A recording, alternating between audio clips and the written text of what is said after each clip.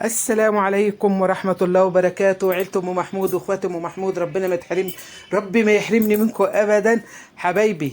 ربنا يخليكم ليا، ما تحرمش منكم على الجمال. بصوا جبنا تشكيلة البصل المخللات اللي احنا بنعملها طول السنة: زيتون، قرنبيط، فلفت، كرنب، ايه تاني جزر، كل انواع خيار، كل انواع المخللات اللي احنا بنعملها انا عرضتها لكم النهارده. واخدين بالكم حاجه كده بسم الله؟ ما شايفين الزيتون شكله عامل ازاي؟ شايفين الخيار عامل ازاي؟ خيار السنه اللي فاتت، الصيف بتاع السنه اللي فاتت. الليمون، الله على الليمون، شفتوا الليمون بتكاته وحركاته؟ هنا الليمون الزيتون في الازازه اللي انا كنت ماسكاها. هنا الليمون اللي هو بتاع اسمه ايه، الزيتون السريع. هنا بصوا القرنبيط والجزر اللي كنا عاملينه لسه في الشتاء. هنا عاملين العروق بتاع الكرنب. اللهم بارك كده، تعملوا وتتهنوا. بصوا بقى، كل حاجة تعمليها بإيدك هتبقى أحلى حاجة. ما تخرجيش من بره تشتري أي حاجة، لأن الدنيا ما عادش مستحملة إن إحنا نشتري حاجة. لسه كنت بفتح النهاردة قدامكم، واخدين بالكم، والليمون المعصفر والليمون اللي مش معصفر والزيتون السريع اللي إحنا كنا عاملين. ارجعوا للقناة وفروا فيها وشوفوا جمالها.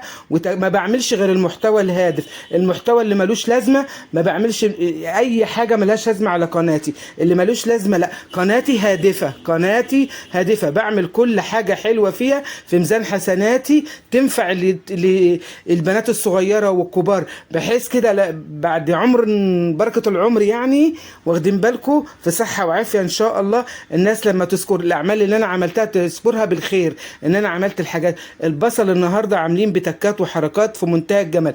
بصل كتير دلوقتي في السوق، جايبين شوية بصل خزناهم، وهخزن معاكم البصل. نقيت بس لسه كنت مستنية شوية، واخدين، لان لسه ما جبتش الكميه اللي انا عايزاها، فنقيت منها شويه كده. واخدين بالكم، ده ملح خشن يا جماعه، اللي هو الرشيدي. حطيت الميه تغلي ورحت حاطه فيه الايه، الملح الرشيدي. ام محمود ما عنديش ملح رشيدي، حبيبه قلبي ما بنقفش على حاجه، اعملي بالملح العادي اللي هو بتاعنا احنا العادي. غسلت البصل حلوه قوي، غسله على كيفكم، ورحت حطاها هنا. حطيتها يعني عايزه اقول لك قلبت قلبه، ما كملتهاش، ما قلبتش. ورحت مغطيه البصل. سبته قد ايه يا ام محمود؟ سبته بتاع يجي ساعتين اتنين بمعنى اصح، لحد ما هدي برد. واخدين بالكم، هنا كان عندي شويه من الاحمر ده قديم، من البصل القديم بتاع السنه اللي فاتت. لقيتهم برضه كده، جبتهم قلت اعملهم معاهم، حطيتهم معاهم في قلب الايه، البطرمان. بس ما ما غلتهمش معاهم، غليتهم لوحديهم. هنا يا جماعه كنا بنقشر البصل بعد ما برد خالص. حسيت ان البصل برد خالص، ما عادش فيه اي سخونه خالص، بتقشريه بكل سهوله. واخده بالك انت ازاي بتشيلي بالسكينه القمع من فوق، وحته الجدر من ايه، من تحت، اللي هي ايه، اللي ماسكه العرش، اللي ماسك كله تمام كده. ايوه، بتنضفيه كده. ولا اجمل محلات ولا اجدع محلات تعمل زي ما احنا بنعمل، مستحيل ابدا ابدا ابدا. حاجه كده فاخر من الاخر، تكات وحركات مطبخ ام محمود. ايوه، اتعلمي كده يا دوسه يا حلوه يا عروسه يا اموره، وعمري في بيتك، وكوني ست مدبره. حتى لو انت موظفه، انا عندي بناتي متجوزين وموظفين، الله اكبر عليهم، ربنا يحميهم ويخليهم يا رب. واخدين بالكم، ستات بيوت شاطرين في وظايفهم ناجحين، ربنا يكفيهم شر حاسد اذا حسد. حاجه كده تتباهي بولادك وتتباهي باللي انت علمتيه لاولادك. ايوه، انا بباهي باللي انا علمته لاولادي. الست الشاطره، هما بيقولوا بنت الشاطره بتطلع عجره، لا، الست الشاطره تخلي عيالها شاطرين.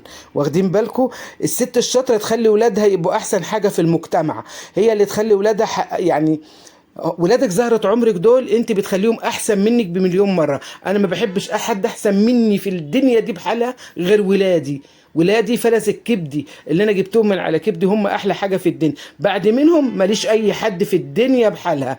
واخدين بالكم، ايوه، انا ماليش حد، لان انا زوجي متوفي، وهم كل حاجه، هم زوجي واولادي واحبابي وكل حاجه في الدنيا بحالها. بعدهم ماليش حد تاني، ربنا يخليهم لي ويبارك لي فيهم، ما تحرمش منهم. قشرنا البصل ويخلي لكم ولادكم ما تتحرموش منهم.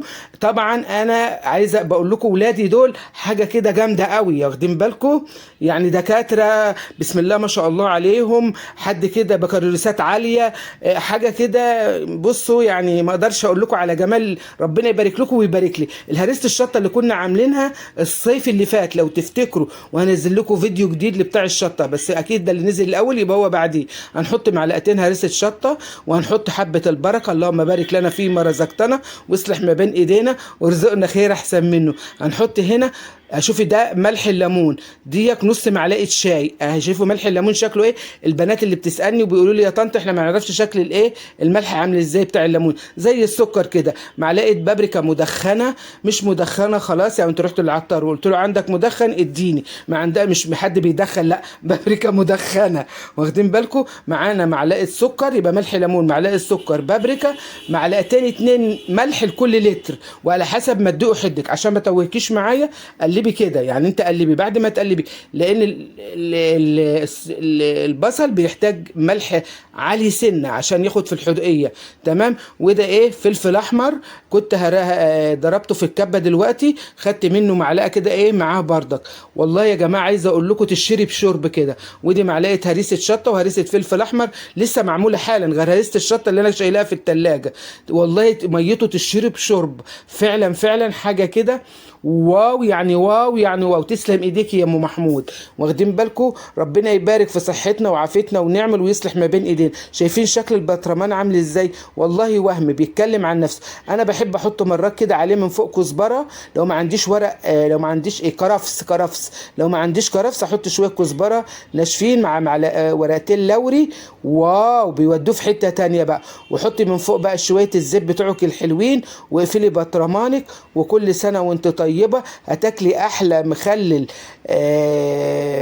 اسمه ايه بصل بتكات وحركات مطبخ ام محمود. اللهم بارك. تعملوا وتتهنوا. عرضت لكم المخللات بتاعتي، ارنبيطي، جزري، ليموني، زيتوني، كله كله كله كله كله كله. الف هنا وشفا على قلوبكم. شوفوا بقى الجزر بعد الخيار بعد ما استوى بعد كام يوم، عايزه اقول لكم ان كان طعمه هنا معايا بقى ايه اللفت